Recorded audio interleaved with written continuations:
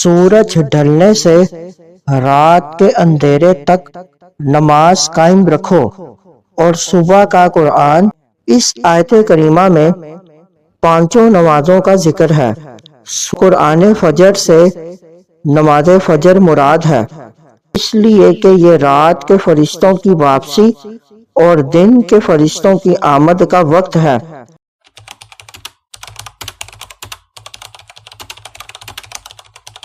بسم اللہ الرحمن الرحیم۔ آج کا ہمارا ٹاپک نماز فجر کی فضیلت۔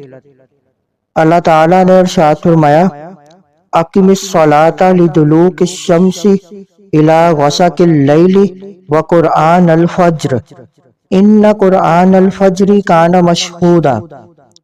سورج ڈھلنے سے رات کے اندھیرے تک نماز قائم رکھو اور صبح کا قرآن یعنی نماز فجر قائم رکھو۔ یقیناً صبح کے قرآن یعنی نماز فجر میں فرشتے حاضر ہوتے ہیں۔ اس آیت کریمہ میں پانچوں نمازوں کا ذکر ہے۔ سورج ڈھلنے سے رات کے اندھیرے تک ظہر، عصر، مغرب اور عشاء کی نمازیں ادا کی جاتی ہیں، اور قرآن فجر سے نماز فجر مراد ہے۔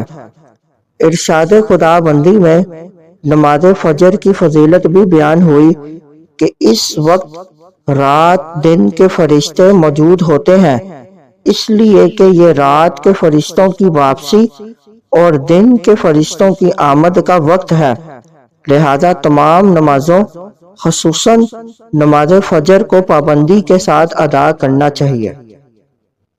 مزید معلومات کے لیے ہمارے چینل کو لائک اینڈ سبسکرائب کریں۔